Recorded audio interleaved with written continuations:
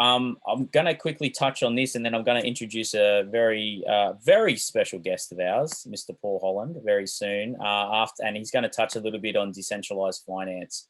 We wanted to touch on decentralized finance today before we go continue, only because decentralized finance is currently and is only going to get so much more massive over time. Now, decentralized finance is basically entrepreneurs can recreate traditional financial instruments in a decentralized architecture outside of companies and governments' control. So DeFi, or decentralized finance, gives you full control of your assets. Anyone can store it, trade it, and invest their assets in blockchain securely and earn a much higher return than from the traditional financial systems, right? Which is what we mentioned before. And I'm not sure what the interest rates are over in Canada at the moment, Taylor, but I know over here they're ridiculously low. And you can earn so much more higher interest rates doing it this way. So I'll give Mr. Holland a bit of an intro here, and then we'll get you to talk a little bit more, mate. But so Paul's passionate about changing the way financial systems work. So he's currently the CMO of an awesome company that Kevin and I support called SyncDao.com. And he's an advocate of decentralized personal finance. So Paul's an international speaker at crypto events. He trains founders and their teams to communicate their vision clearly and effectively. Paul has followed the cryptocurrency and blockchain technology explosion and has seen the opportunity for these tools to change the way that the world's financial systems work. So seeing the need to create a more equitable playing field for people from all over the world to have access to financial tools, free of capital controls and predatory banking. So right now, most of these tools are difficult to understand and hard to use, as we're all finding this morning, and that's why we're trying to make things a little easier for you. So that's what the team at SyncDao are working on fixing. So it's a true peer-to-peer electronic cash system that will allow anyone to send money to anyone, anywhere in the world. Now, if you want to visit their website, I'll put it up there and I'll pop it in the chat here again, but it's SyncDao.com. And Mr. Holland, we will unmute you. You are already unmuted. I am unmuted. And if you want to just stop that share there, Kev, because Paul was going to actually share a couple of screens with us as well. Okay. So you just need to stop your share and just allow him to share that as well.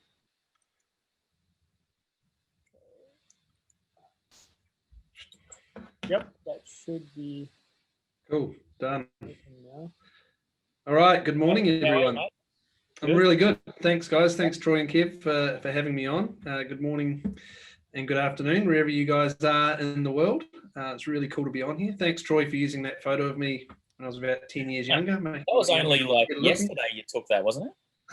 Yeah, that was really fresh. It's great. It's really cool to be here. It's really great that you guys have committed your time to jump on and learn this stuff. And just based on what Troy said there, obviously there's probably been a bit of confusion and things this morning as they've been teaching you things, because this is such a new, area to the world, and it can be really complex. But I think what the guys are teaching here today is just the basic concepts to get you started, because you really need to be getting involved in this stuff. So it's great that you are on here. Crypto is changing the world. It's here to stay.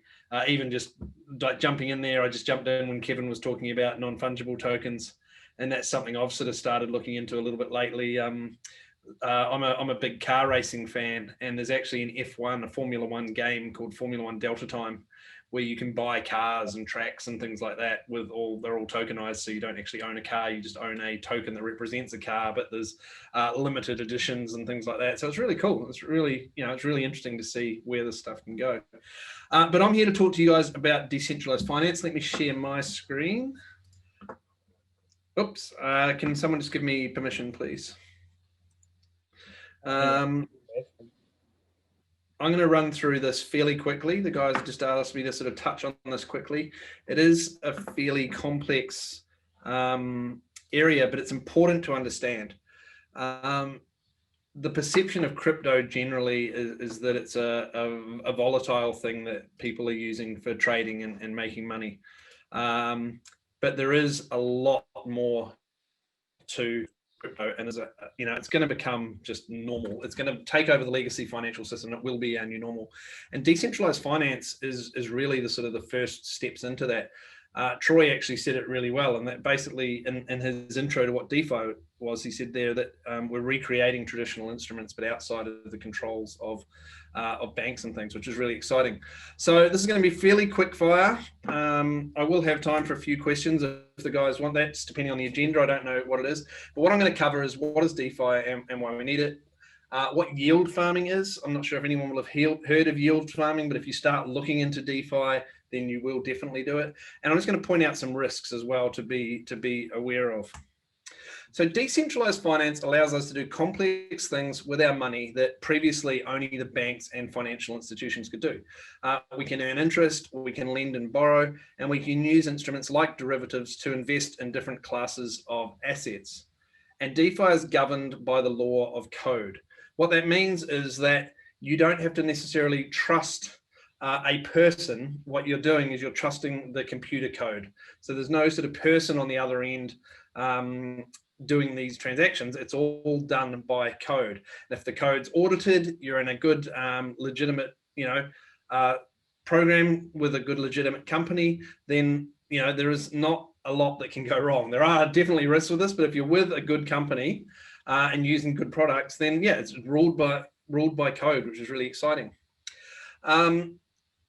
In terms of what I said there about derivatives to invest in different class of assets, what's happening now is that some products are being developed that allow you to invest in synthetic stocks. So for people in different parts of the world, it might be impossible for you to invest in, say, shares in Apple or shares in Google, depending on your country where you're based, what the rules are. So these DeFi products are actually giving you the opportunity now to be able to invest in these synthetic stocks that give you exposure to that asset without needing a stock trading account with your bank or with a stockbroking agency. You actually do the whole lot from within your wallet and control. Guys, you've spoken about wallets and holding crypto this morning, I presume? Yep. Yeah, great. So you do the whole lot within your wallet. So traditionally, with the banks, if you wanted to earn interest on your savings, you actually put your money into the bank. You're actually giving your money to the bank and becoming an unsecured creditor of the bank. So technically, you're lending them the money. If the bank went out of business, you're in line with everyone else to get your own money back. With DeFi, you actually do all of these things while retaining control of the assets yourself. So it's a really different way of thinking about things. So what's made this possible is a thing called stable coins. And guys, you haven't touched on stable coins yet today? Not yet. No, giving that to you, my friend. Cool. So, we're aware from the media, from news, from what exposure we've had to crypto, that a lot of crypto assets are volatile. The price of Bitcoin or Ethereum, they go up and down, minute by minute. Bitcoin can have some massive swings.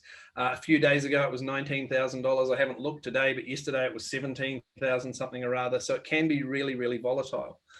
The advent of something called stable coins is what has made all of this DeFi really possible. So a stable coin is a cryptocurrency that's pegged to the value of something else. And for the purpose of this, most of them are pegged to the US dollar. So there's a whole bunch of stable coins.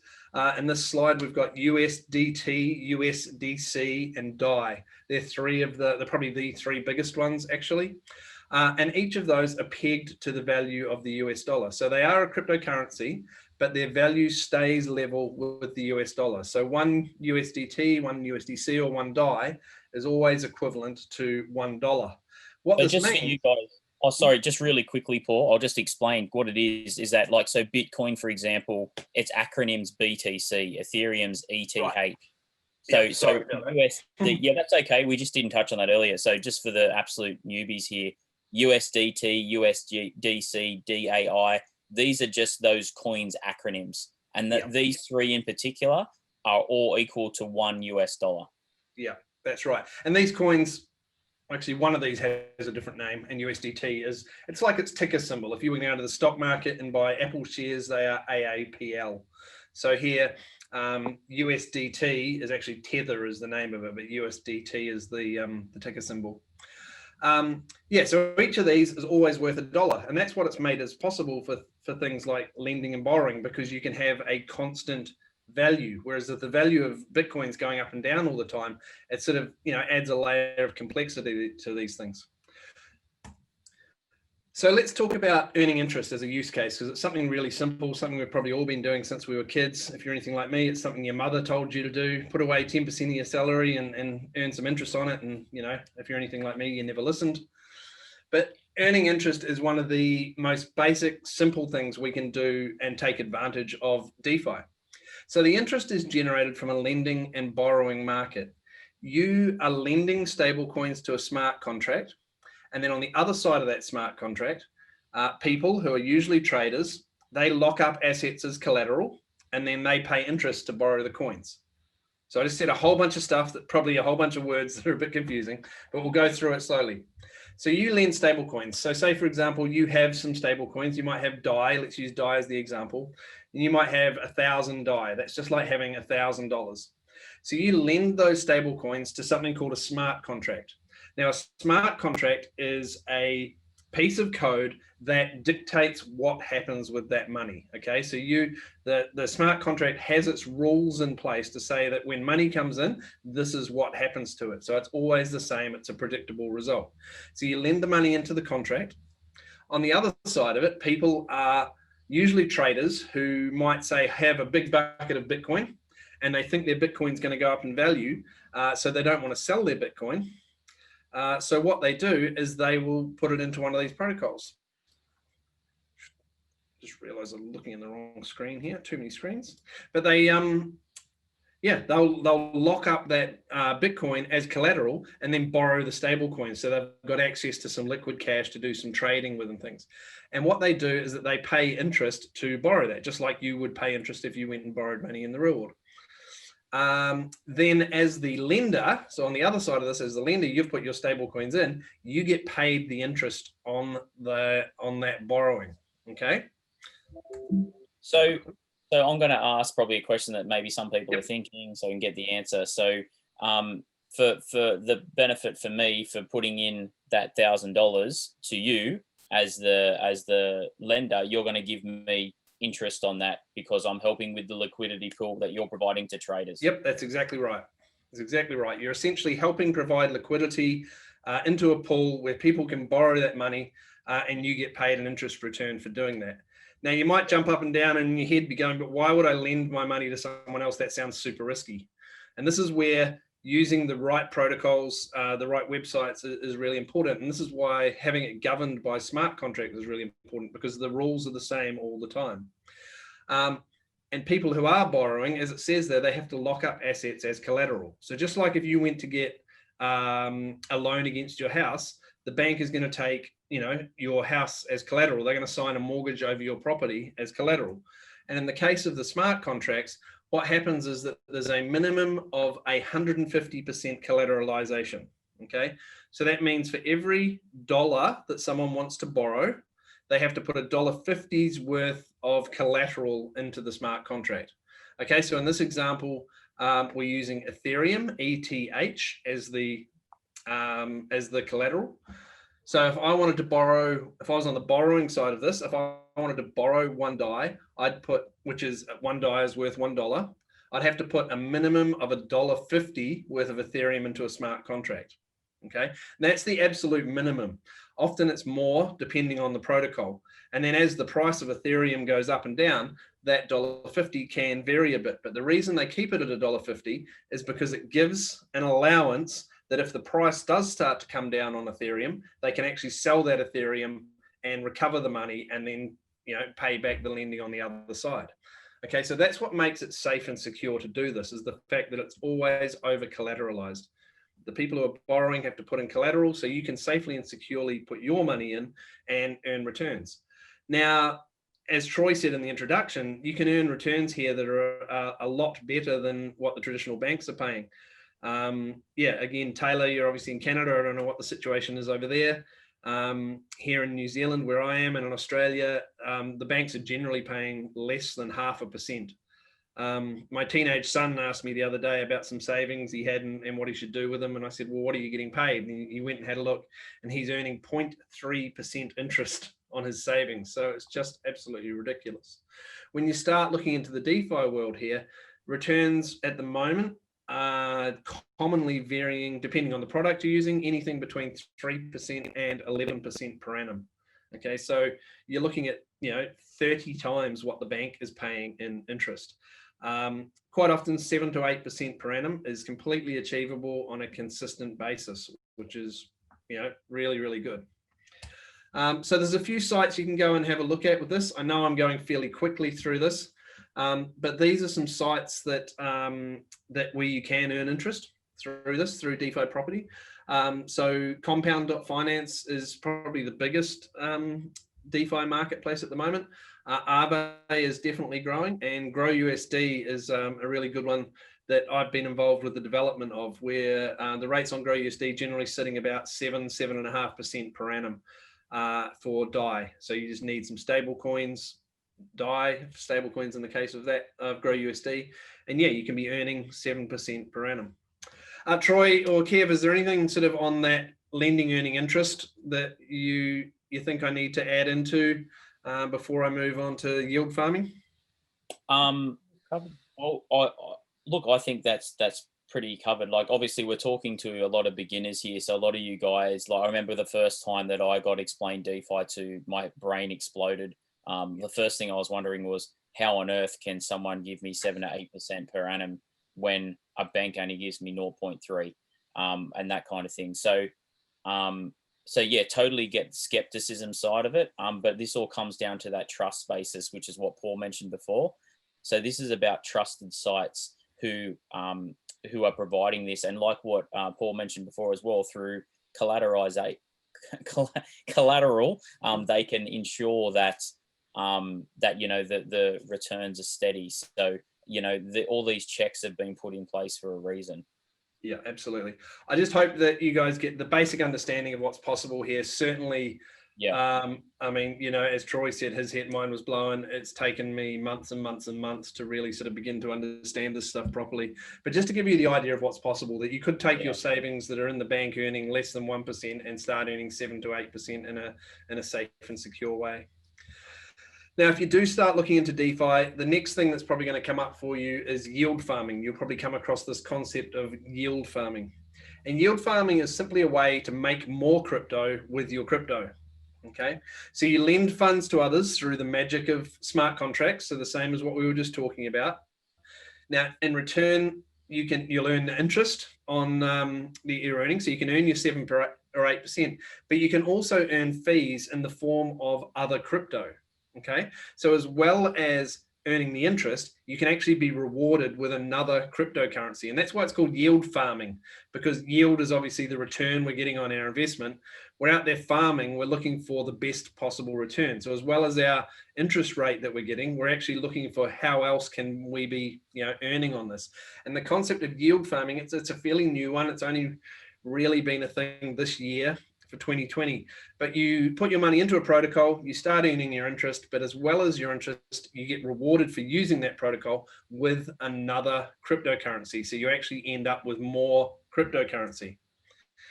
Now, why do they give you more crypto for lending your crypto? That's a great quote from Abraham Lincoln, apparently. We'll thank our friend Roscoe for that one. But why do protocols want to give you crypto? Sorry, Kev? He was a visionary. He was a visionary. He was a visionary indeed.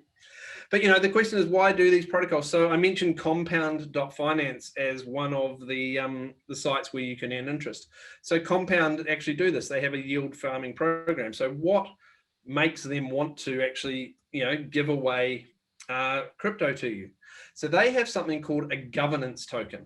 Okay, so all of these DeFi protocols, they run in a decentralized way. Okay, the world that we've lived in up until now has been very centralized. Banks are centralized, governments are centralized, all control comes from a single point, I guess. Now we're moving into a decentralized world. So Bitcoin was the first decentralized currency. There's no individual issuer of Bitcoin. You can't get on the phone and call the Bitcoin head office because it doesn't work that way. It's a decentralized currency. It belongs to the people. And that's how these protocols are working. Okay, so these protocols like Compound, the one I just mentioned, it's a decentralized protocol. So essentially, by having Compound governance tokens, by owning some of those governance tokens, which is a cryptocurrency, so like Bitcoin or Ethereum, you could have, in this case, we're talking about COMP, C-O-M-P, this is the Compound governance token. By having that token, you actually get a say in how Compound is run. Okay, you get a say in the governance of Compound. So they'll put up votes in terms of what their interest rates are at the moment, what coins they're supporting on the platform, what collateral ratios they want to run at. All of those sort of things go up for votes for the community. There's no CEO, there's no board making these decisions. They're being made by the community, by everyone who is using the protocol. Okay, and this is why it works for Compound or Aave or SyncDao is another one, works for them to be actually giving away governance tokens, because they want to bring more people into the community. They want more people having their say in the community. It helps make it truly decentralized. Obviously, the more people that hold comp tokens, then the more decentralized it is, the more of a true decentralized model you're getting when people have their say. So it makes sense for them to give away those tokens. So the way this works in terms of yield farming for you is that you put your money in, you earn 7%, say, for example, but while you do that, you're also earning comp tokens. And those comp tokens have their own value. And that value goes up and down like Bitcoin does, but it's extra money. Basically, it's free money for using that protocol. They're sending you their coin that will be worth something. So that's how you're actually increasing your yield and getting a better yield on your money. Okay, so let's quickly go into some risks here. Okay, what can go wrong? This is a very new area, obviously, and people are nervous about it. So you do need to approach with caution. And I'm going to give you some resources and some sites you can look at to learn more about this. But some things to be aware of, smart contract bugs. Okay, so all of these things, these protocols are run by code. So smart contracts are the code that run them. So if there's a smart contract that's got a bug in it, it could be a problem. Someone could actually, nefariously act on that contract, perhaps take money from it, etc. And this stuff has happened. So it's really important that if you're looking at this, that you're working with reputable sites and that you can see that they've had their smart contracts audited. Okay, all of these sites, their contracts are available for view. They'll have audit reports available for view if they are audited. And generally, new sites coming onto the market will tell you if they're in beta, if their contracts aren't audited yet. So you can approach with caution, okay? But smart contract bugs are an issue. Price crashes, just like any crypto, prices can go up and down, and price crashes can be an issue with this. And that's actually what impermanent loss is. So the idea of impermanent loss is that you could put a cryptocurrency, not necessarily a stable coin, but you could put Bitcoin or Ethereum into a smart contract to earn interest.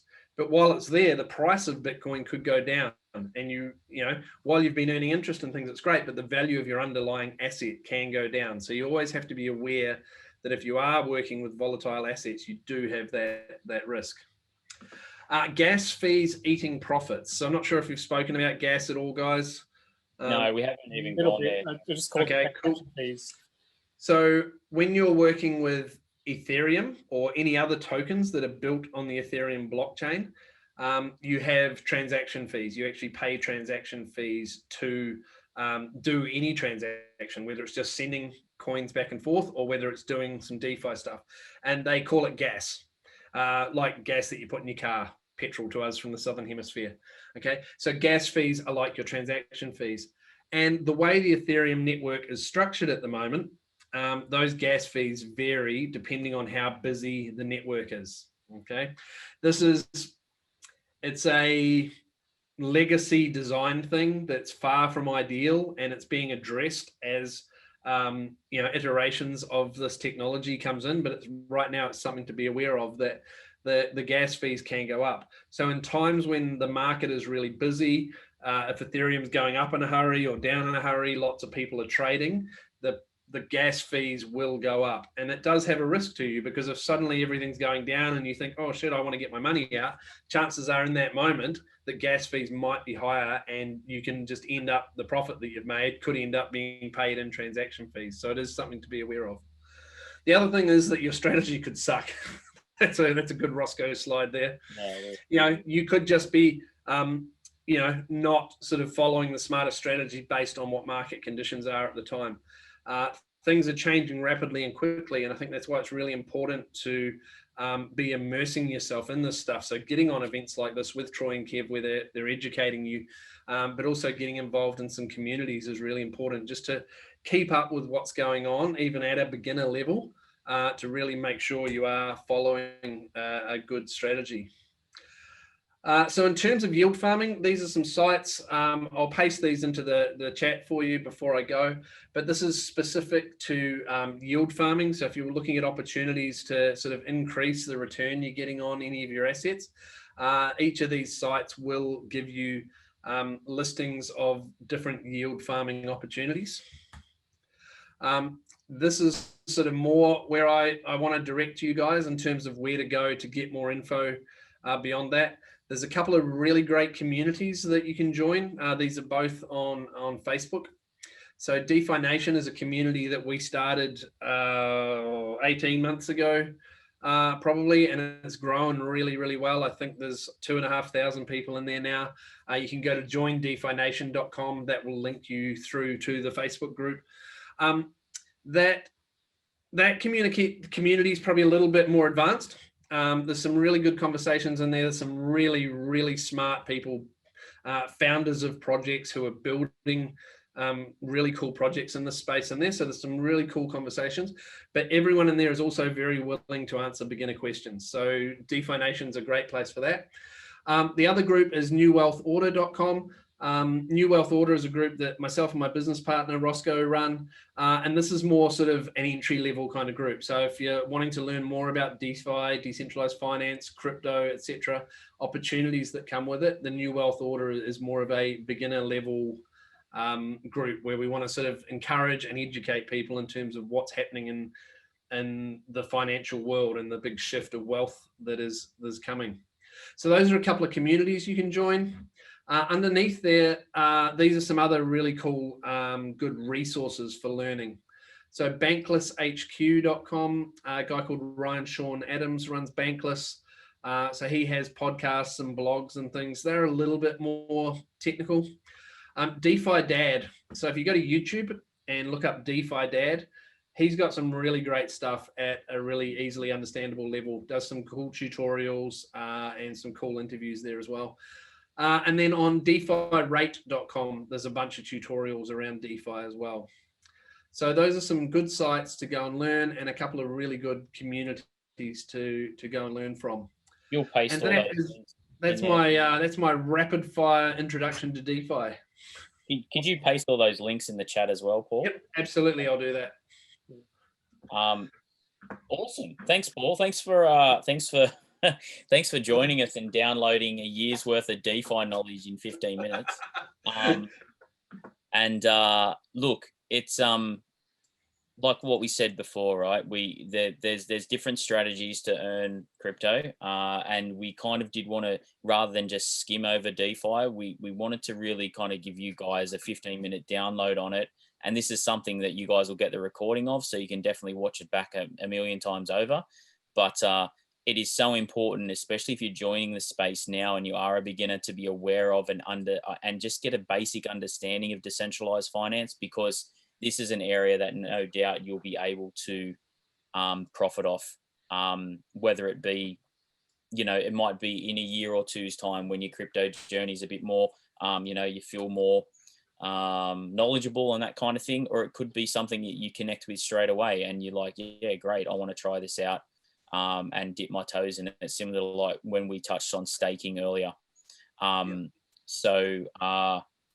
Yes. Did anyone oh, sorry, you go, Paul. I was just going to say, as Troy said, like, this is some pretty advanced stuff. If this is your sort of first intro to crypto, this is some advanced stuff. But just to give you that idea that, like, for me personally now, I don't have savings in a bank. I have savings in these protocols. So I'm earning 7, 8, 10% on these protocols on my basic savings. Okay, not my investment stuff, but just money, cash that I've got saved. I've actually converted into crypto, and I earn, better interest here. I've moved completely away from the banks. I actually hardly use traditional banks at all now. Kev was talking about how you can get paid, those sites you can get paid from. There are debit cards you can get. There's a couple of really cool sites where you can get debit cards that you can put your crypto on and actually just go and use your card, pay wave, or spend on your card as you would with your normal bank card. So over time, this will become more normal, and I hope for you guys, as you get more involved in this becomes your normal, where you actually take more control of things back and can actually use these crypto and DeFi products in your everyday life. Yeah, absolutely. And it ties exactly into what we were saying before, guys, which is this is being a crypto holder or being someone who's active in crypto. You are your own bank. So you're really taking the power of that again, which means that empowering yourself about it and being an active person and getting basic understandings like we touched on earlier, you can really capitalize on this. Like, so think about a savings account that you may have that's currently earning 0.3% or maybe 0.5 if you're lucky. Imagine times that by 14, right? And start earning 7% or even more, 20, it's crazy what you can do. And these things are happening. They are real. And people are, having lots of success from it. So I know that was a massive download in a fairly short space of time, and thank you, Paul, for explaining it the way you did. I know that you're on a tight time frame that we gave you, but thank you for doing it. Did anyone have any just questions off the top of their head just from all that information? Totally get if you don't, but any questions at all for Paul before we move on? Feel free to unmute yourself if you just want to. Yeah, if you want to unmute yourself as well, you can, or drop it in the chat. Totally understand if you don't, though, because there was a lot of information. It's probably something where you'd really refer back to the recording. Means I did a good job. That's all, Troy. That's it, mate.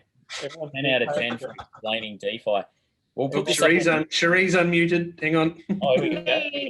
Only for me, I'm probably not asking any questions, but I'm more of a doing person. So I feel like once I do this, it will make more sense to me. So I appreciate all that knowledge, and I probably just don't have any questions because I like to go more kinesthetic, like go through and actually do it. But I do understand what you said makes sense. So it's great. Cool. Awesome. Thanks for that. Awesome. Thank you, Cherie. Thanks for sharing that. Well, Mr. Holland, we appreciate your time once again. Everyone here, I know, appreciated the DeFi download, and we will chat to you soon, I'm sure, mate. Feel free to stay on, or if you need to go, whatever you need to do, mate. I do actually have to shoot off. We've got some friends visiting, so yeah, not a problem. Awesome. We thank you again, mate. Really appreciate it. All right, cool. Thanks, guys. Thanks, everyone. Enjoy the rest of the session. See you, mate. See ya. Awesome. Well, that was like really good, really good, quick. Explain DeFi quicker than we. Yeah, couldn't have explained it better than myself. I remember one time I tried to explain DeFi by using farming apples as an example, and it kind of went all over the shop. So, guys, totally get where we're coming from, and obviously a few subjects went over and we kind of delved into a little things a little more. So we are coming up to 12 o'clock local time Sydney, which is obviously close to the 3-hour mark. I know we started roughly about 9:10, but we do probably have around about that kind of 45 minutes to possibly an hour's worth of more information that we'd love to share with you guys, where we are going to touch on other things like other ways to grow and protect it, protect your Bitcoin, and kind of like different principles that you need to do it before we kind of move into a super quick intro, but that'll take place tomorrow, which is the trading side. And the trading side, somewhere that me and Kevin are very passionate about, and we've been doing it for a while, and we find is a really great space to really earn more crypto. So we're going to be delving into that, and I think that that's going to be really good for people. But like I said, totally want to respect everyone's time. So absolutely, everyone's more than welcome to stay on with us for the next probably 45 minutes to 60 at the most, I would say. And yeah, you may be feeling like that cat right now, and we totally get if you are. So yes, we'd love to have you still on with us. So feel free, but totally, if you need to jump off, we get it as well. So that's enough of me talking. Do we want to have a quick, maybe, is everyone all in agreement? Maybe a quick 2-minute break, stretch your legs while we delve into this last 45 minutes to 60 minutes. I'm getting a few shakes of the head. Awesome. All right. So my clock literally just hit 12 o'clock. So let's do 12:03. So 3 minutes, got 180 seconds. Let's stretch our legs. Okay. And we'll see you back.